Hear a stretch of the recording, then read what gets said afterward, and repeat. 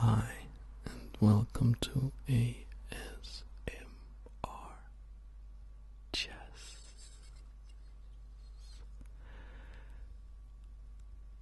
If you've seen my two previous live commentary chess videos, you'll know that I've been trying to find out my actual chess strength. And in order to do so, I've been playing online against rated opposition. So far, I have played 4 games and won all of them. So I am still trying to find out how tough an opponent I need to face before I will consistently lose. So the K factor is still very high, meaning that I gain or lose a tremendous amount of points for each game I win or lose. This is for the first perhaps 20 games, it will be like this. Which is smart because say that my rating would be say 2000 or something like that, and if I start at 1200 and only win 10 points each game, it will take me an enormous amount of time to reach the level I'm actually at, and I would have to play against a lot of lower rated players, which would be annoying for both them and me. So let's do a search for a game here. Last time I was playing 5 minutes with a 2-second increment, which was pretty good, I think. Alright, so I'm white again. I'll play d4. So this should be no surprise for you guys. He answers knight f6. So we go c4. You've seen this before.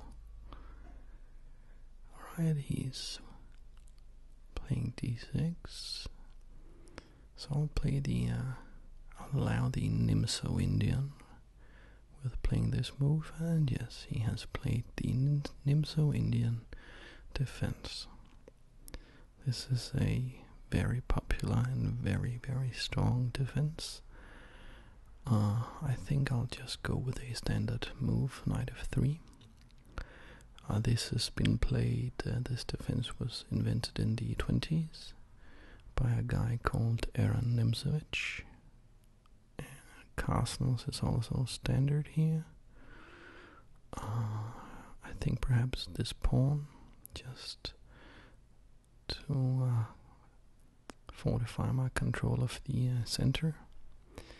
So later I will have to... Alright, he captures. So this has a long-term strategical point, which is that he would like to have these pawns doubled, meaning that the backward pawn will be handicapped so that it can't move. This is a long-term weakness, but of course he has given up the 2 bishops. So now he has only 1 bishop and I have 2 bishops. So knight c6. I think just castling here is standard, and I think I have reached a pretty decent position out of the opening. So, as I was saying, my last bishop, which is a dark squared bishop, is unopposed.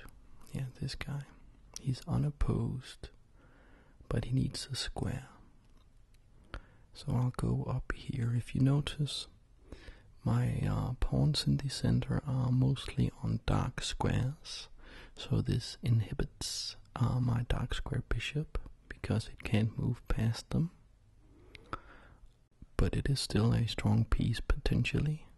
I'll just develop this rook, because all would like to analyze and talk theory all day, but I do have to play some moves as well. Alright, so he's going for a classical attack on my c4 pawn. So he's trying to exploit. Yeah, I'll just go here.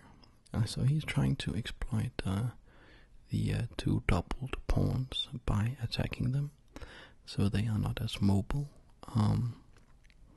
So I can't move them out of the way of the attack. So I will have to spend time defending them. And I just noticed that, yeah, exactly, if he plays bishop a6, I will have to e4, which is an old plan, or play queen e2. I'll play e4 like this. So the idea is that if he takes, and he does, I will recapture, I think, with the knight is the idea. And so the point being that I'll protect this square with the knight now. So it was attacked twice by his bishop and his knight, and it's defended twice by my knight and my bishop. So, and also it's a pretty decent square for the knight. My alternative would have been to go queen d2, e2, I'm sorry. So I'll have a battery of the queen and bishop, but I would like my queen to have a more active and aggressive role. So I prefer defending the pawn with the knight.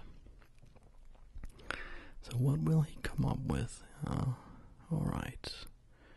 He's trying to put his queen on a good square. Seems reasonable. I still have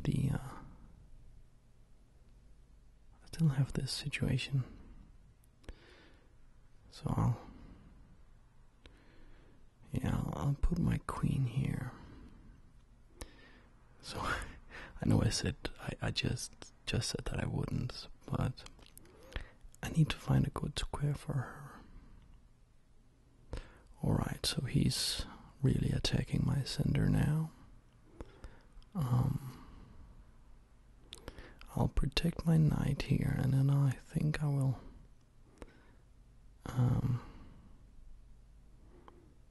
yeah, this works. I'll just have to do some calculation now, because I would like to go after his king. So first, yeah, cool. I think that all his pieces are on the wrong side of the board now, actually. If I could just get his knight away, then the knight that is protecting his king.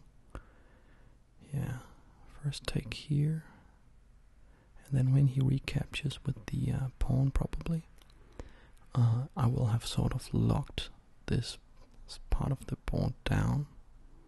He might capture with the queen, I don't think so. Yeah, he took with the pawn. So now I only need to get his knight to move, the knight that's protecting his king, and then I will have quite a lot of pieces attacking his king, and he will have very few pieces defending it. Alright, he's really struggling. So I think just trade the rooks here to just drag them away. He might recapture with the queen, but I don't think so. I think he will recapture with the rook, and it will be one piece more, leaving his king. Yeah. Alright, so I know I'm weakening my king with this move, but I want to kick his knight away. And the whole idea with sort of the triple pawns, you see, that I captured away from the center, which is a sort of sometimes a bad idea, was that I would like to block the diagonal into my king. So my argument in this position is that his pieces are not placed in a way that they can attack my king and utilize his... Alright, I'll just have to think about that rook move. Oh, it's challenging the open file, but I think I can still proceed with my plan. So now there's no pieces protecting the king. Perhaps there is a bishop sacrifice possible here. So I capture the pawn with a check. I capture the pawn with my bishop with a check, and if he takes, I will put my queen in on the h file and land another check.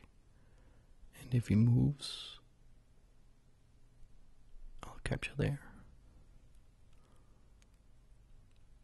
I think he. I don't think he can. Oh, he did accept the sacrifice. I'll just go check and check. And this works, doesn't it? And okay, I have a knight check now. But then he just moves his king to h7. That doesn't work. I could also... I want to checkmate him, so what do I do here? I was thinking about capturing the knight with the rook and just trade pieces down, but no, I think I just have to figure out how. If I go backwards with the queen, throw another check, then push the pawn, that won't work. I need another piece. The rook. Yes, the rook. Like so. Yes, there's no defense against this. I will put the rook on h3, and that will be checkmate. There's nothing he can do about it. If he moves his knight back, then it would protect, but I will just take his queen, and he can't defend. And he resigned. That's very nice. So I gain some more rating points, and I'll see if he wants a rematch.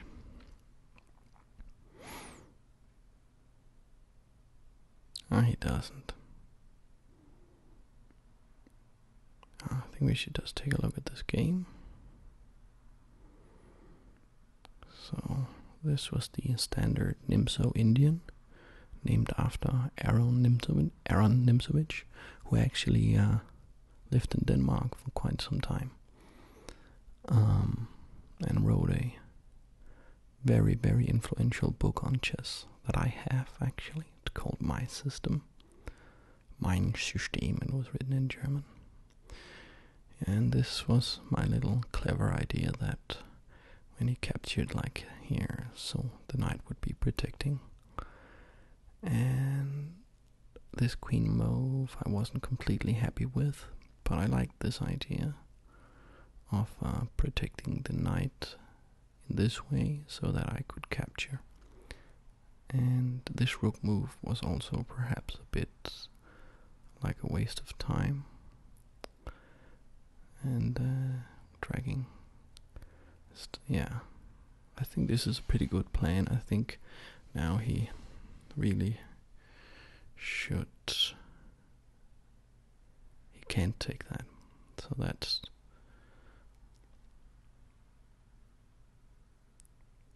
So if he takes, I go check, and this is all very forced. After this rook move, there is nothing he can do. And what else? He shouldn't have captured the bishop. He should just have moved somewhere. It's messing with me. I'm sorry. Let's see. So, if he just goes here, perhaps I could just be happy with having captured the pawn, which was free, and then try to trade some pieces in the center.